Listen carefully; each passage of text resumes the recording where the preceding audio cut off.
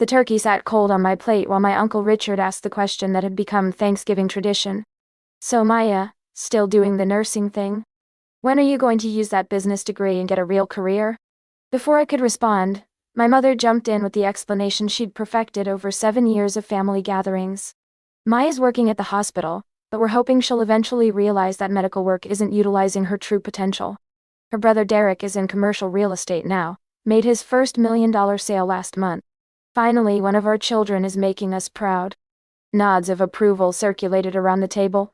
47 relatives gathered for Thanksgiving, all apparently agreeing that hospital work represented wasted potential, while Derek's real estate career was the success story worth celebrating.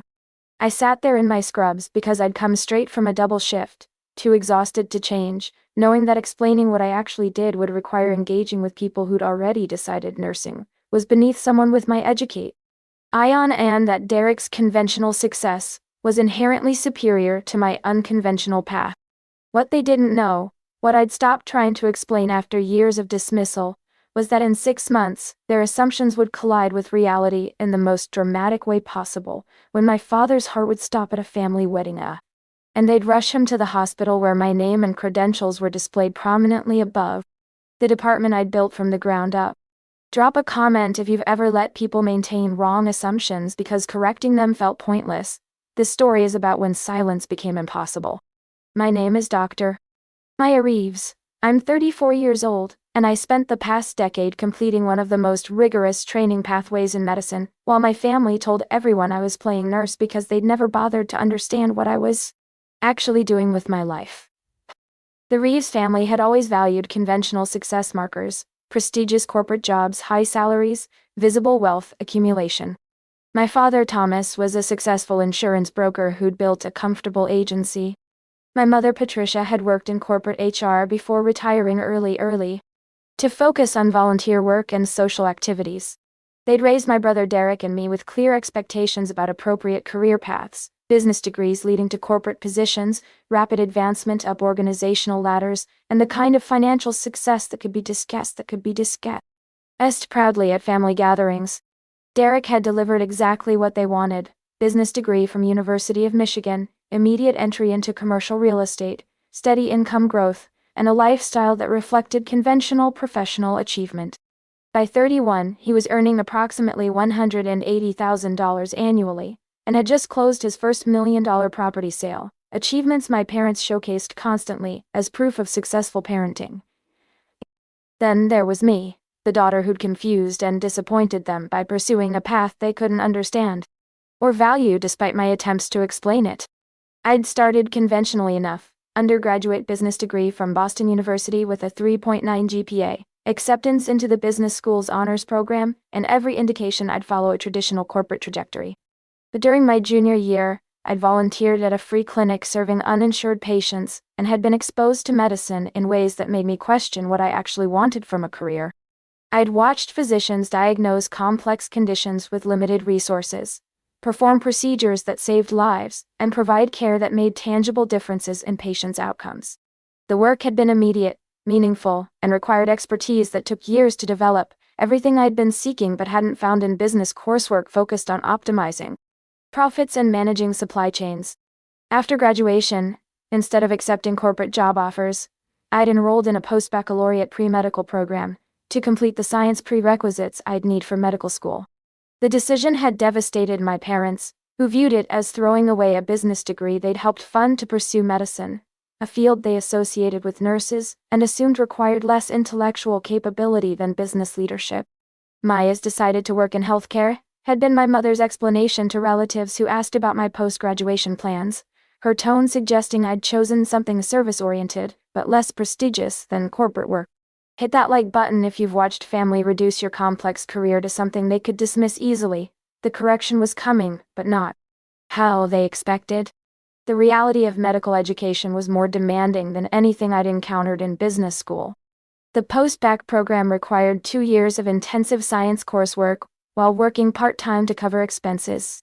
Medical school admission was brutally competitive. I'd applied to 20 schools and been accepted to 5, choosing Tufts University School of Medicine for its strong clinical training programs.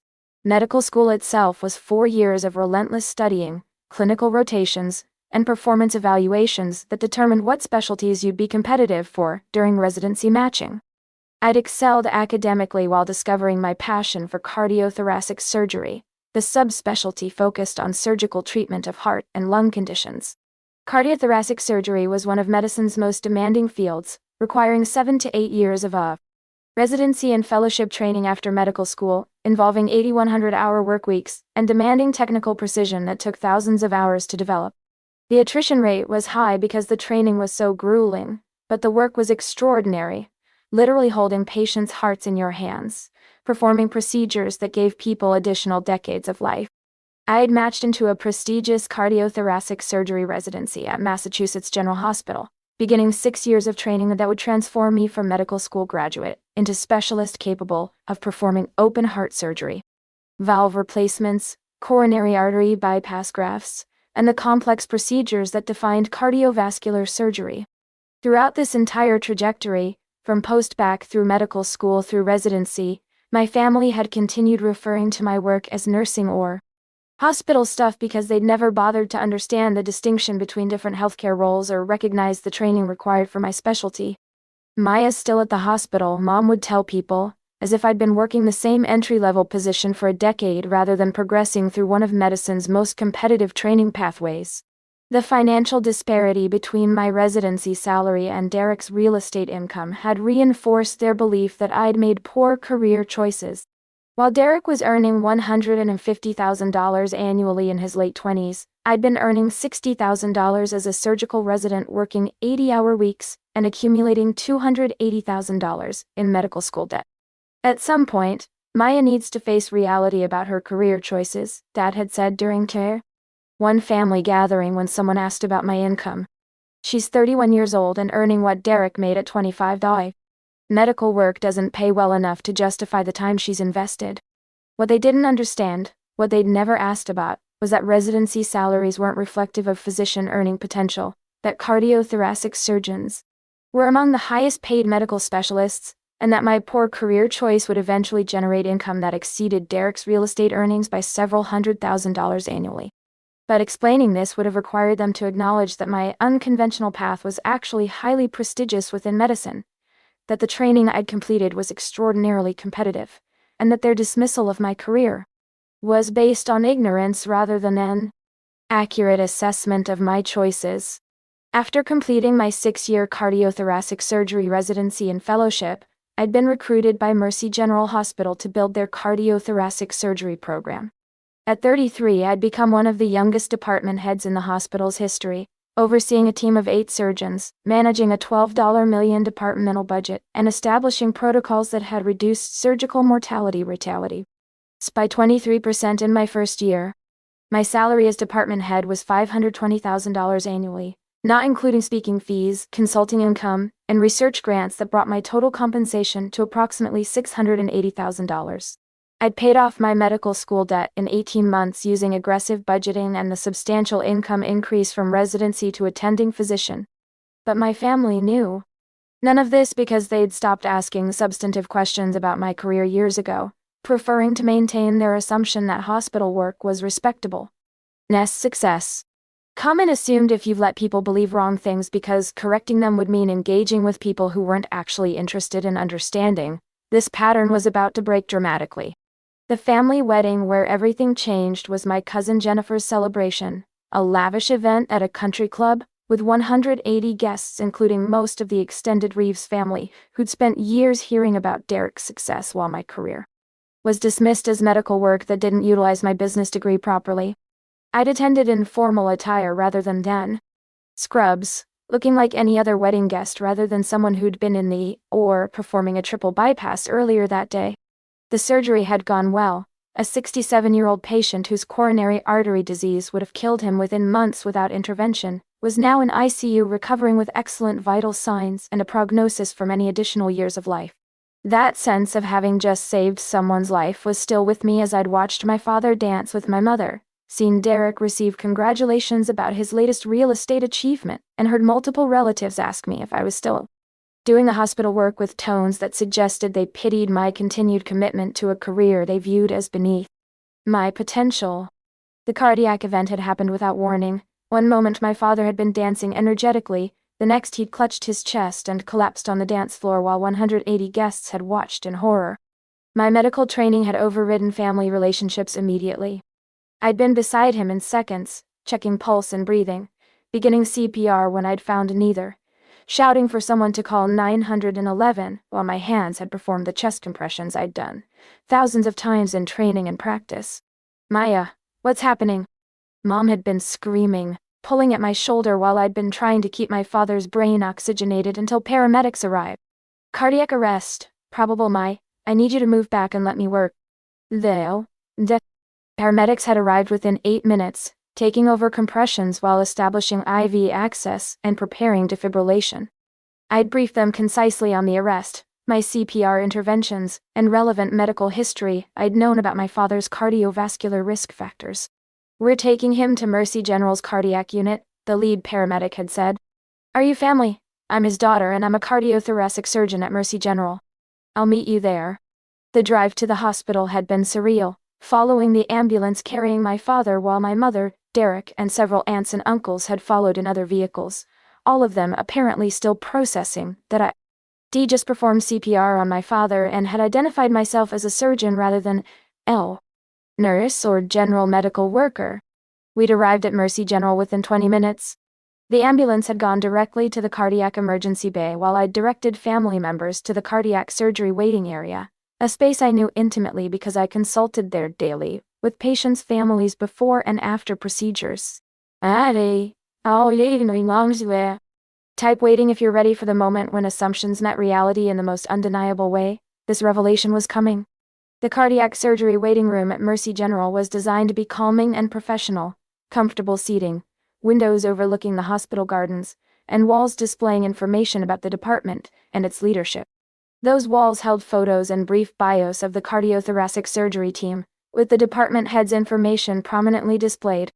Near the entrance, I'd walked my family into that waiting room, acutely aware of what they were about to see, but focused primarily on getting updates about my father's condition from the emergency team. My mother, Derek, and several relatives had settled into chairs, their faces showing the shock and fear that comes with watching someone you love collapse suddenly.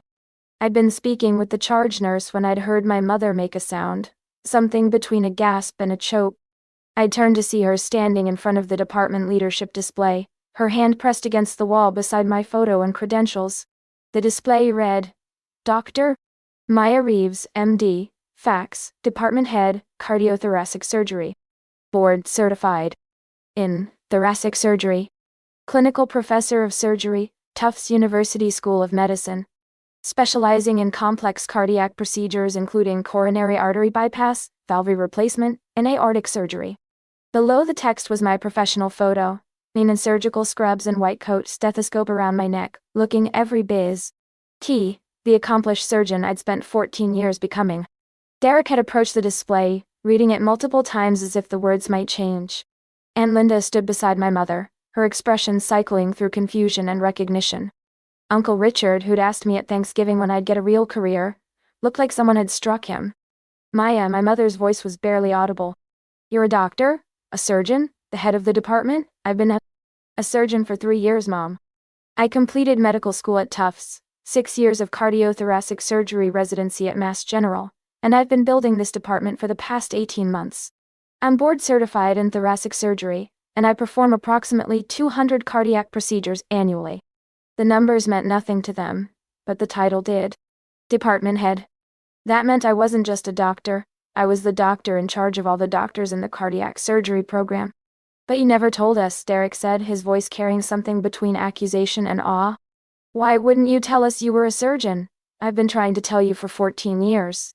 Every time I explained what I was studying, or what training I was completing, you dismissed it as hospital work, or nursing, or playing in medicine instead of using my business degree properly. You'd decided my career was disappointing and nothing I said would change that assessment because you weren't actually interested in understanding what I did." An attending physician I knew, Dr. James Park, one of my department surgeons, had walked past at that moment, stopping when he'd seen me. "Dr.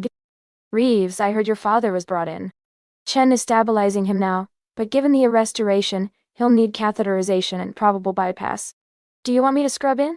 The question had been standard physician-to-physician communication, but my family's reaction was immediate. Dr. Reeves, my colleague, had called me Dr. Reeves with the casual professional respect that came from working together daily. Yes, please prepare for the bypass. I'll be scrubbing in as soon as I've briefed family on the procedure. Dr. Park had nodded and left, but the brief exchange had confirmed for my family that this wasn't a misunderstanding or exaggeration. I was actually the surgeon my colleagues consulted and worked with, the department head whose expertise was aired to by other physicians. Drop surgeon if you believe the most powerful revelations are the ones where people discover expertise they dismissed was actually protecting them. This truth was unavoidable now. The next 4 hours had been intensive. My father had indeed required emergency coronary artery bypass grafting, after catheterization had revealed triple vessel disease that was causing the cardiac arrest. The procedure had been complex but successful, with Dr. Park and I worked together to bypass the blocked arteries while my father's heart had stopped, and his circulation was maintained by the bypass machine. I'd emerged from surgery still in scrubs, pulling off my surgical cap and mask as I'd approached the waiting room where my family had been sitting for hours, waiting for updates about my father's condition and trying to process revelations about my career that contradicted everything they'd believed for over a decade. The surgery was successful, I'd announced to the gathered relatives. We performed triple bypass grafting, 3 new routes around the blocked coronary arteries. His heart function is good, all vitals are stable, and barring complications, his prognosis is excellent. He'll be in cardiac ICU for several days, then transferred to progressive care before discharge. My mother had burst into tears, relief mixed with complicated emotions about learning her daughter was not only a surgeon, but had just operated on her husband. Derek had stood slowly, his expression showing he was still processing everything. "You saved Dad's life," he'd said quietly. "If you hadn't been at the wedding, if you hadn't started CPR immediately, he would have died on the dance floor," I'd confirmed bluntly. Cardiac arrest survival rates dropped by 10% for every minute without intervention.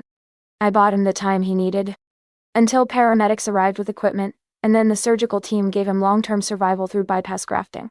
The reality was undeniable and uncomfortable. The daughter they'd dismissed as wasting her potential had just saved your father's life using expertise they'd never bothered to acknowledge or value. "Maya, I don't know what to say," my mother had begun, her voice shaking. "We've been so wrong about your career. We thought you were just working as a nurse or doing general medical work. We had no idea you were this accomplished. You had no idea because you never asked.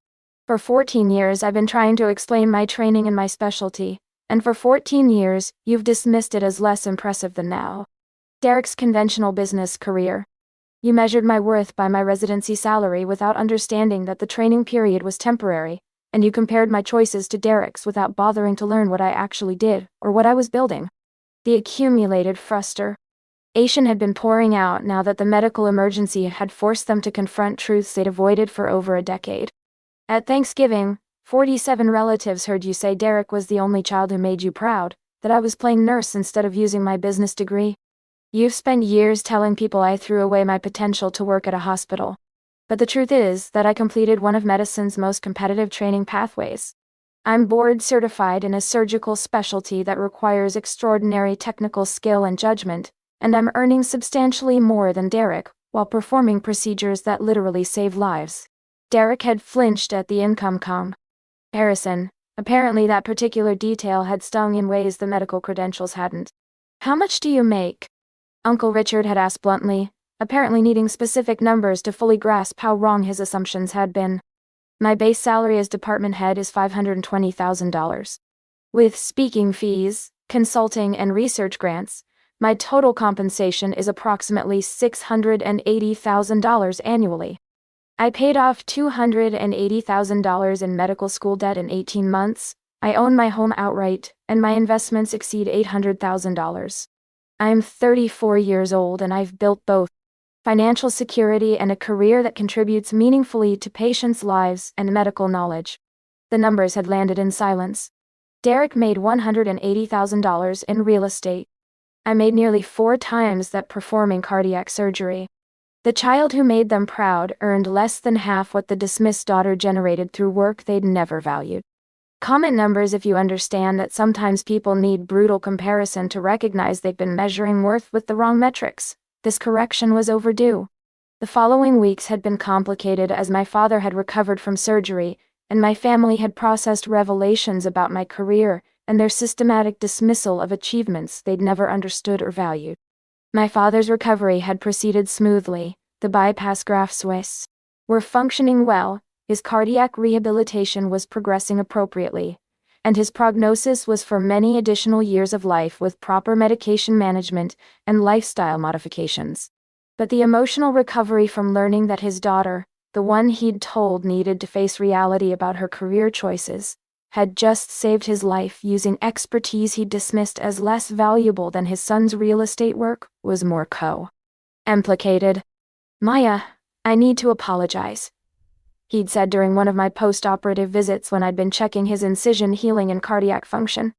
"I've spent years dismissing your career without understanding what you were actually doing. I told you medical work wouldn't pay well enough to justify your time investment. I compared you unfavorably to Derek because his business career was something I understood and valued. I was wrong about everything."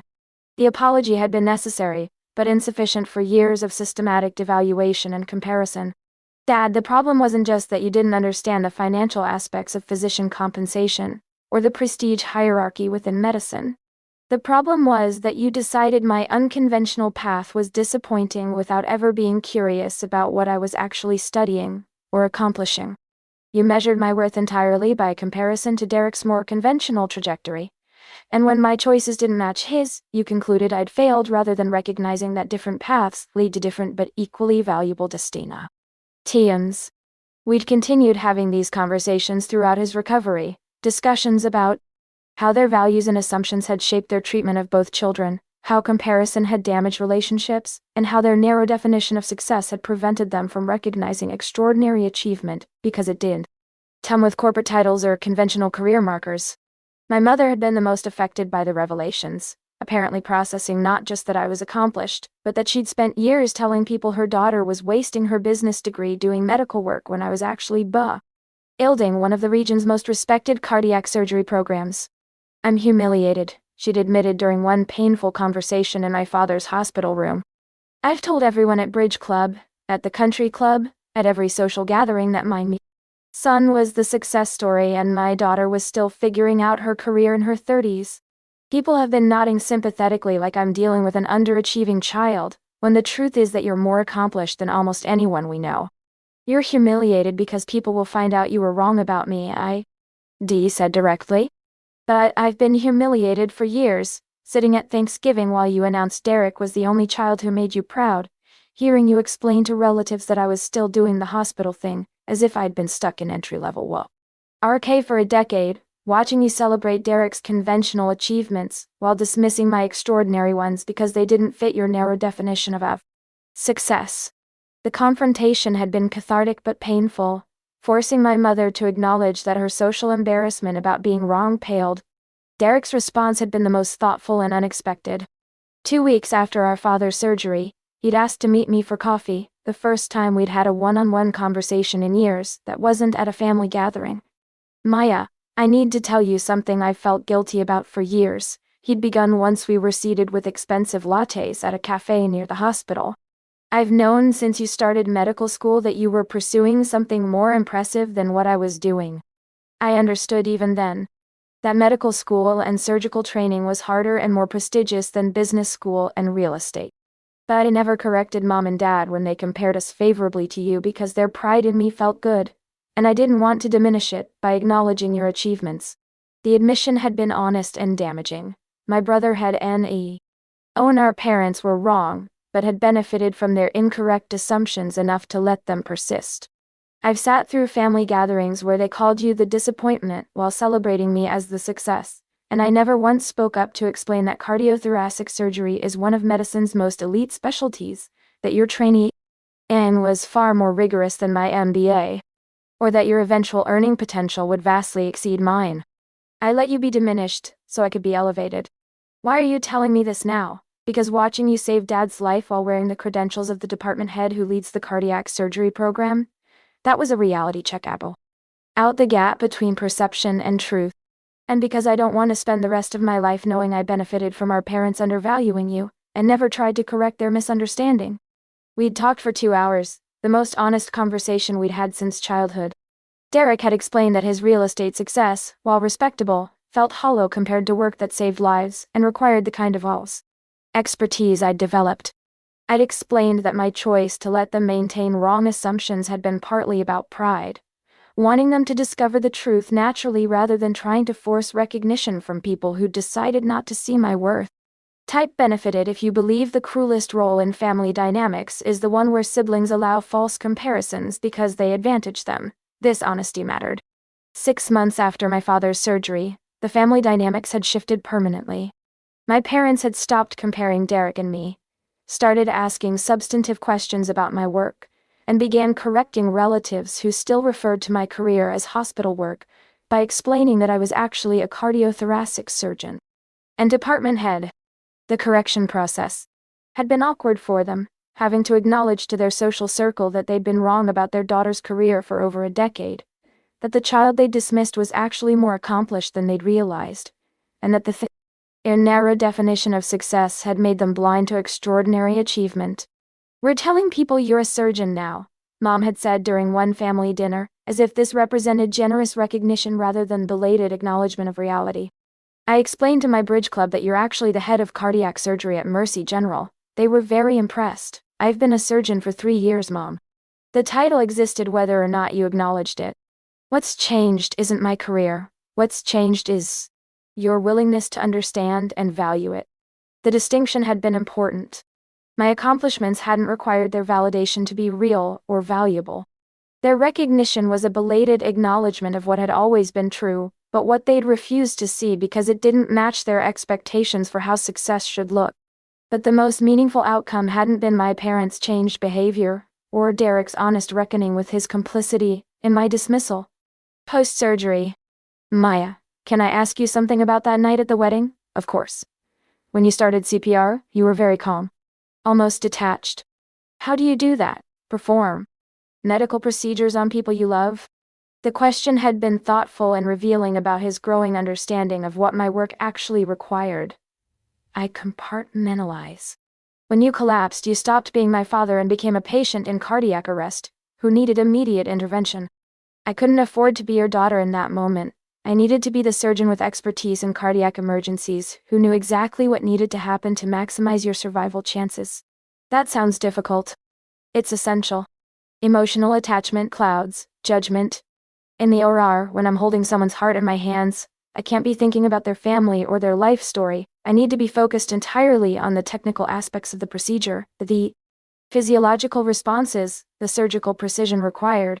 The emotion comes later, after the patient is stable, and I have the luxury of processing what just happened. He'd been quiet for a moment, then said something that suggested he was finally beginning to understand what I'd been trying to explain for years. "What you do is extraordinary. I'm sorry it took your hands in my chest during emergency surgery for me to recognize that. I should have been proud of you every step of this journey, not just when your expertise directly benefited me." The apology had been the most meaningful one I'd received, acknowledgement that recognition shouldn't require personal benefit. At my worth as a surgeon, and as his daughter had existed, long before he needed my professional expertise to survive. 2 years after my father's surgery, our family relationships have continued to evolve, not returning to what they were before, which would be impossible given what we'd all learned, but building something new that acknowledged past failures, while trying to create healthier patterns going forward. My father's cardiac health remains stable, the bypass grafts continue functioning well, and his lifestyle modifications have substantially reduced his risk for future cardiac events. I see him every few months for follow-up assessments, appointments that are simultaneously professional medical consultations, and opportunities for continued rebuilding of our father-daughter relationship. My parents have become advocates for supporting children's unconventional career paths, volunteering with organizations that help students explore diverse professional options, and encouraging parents to value expertise and contribution, rather than just corporate titles and conventional success markers.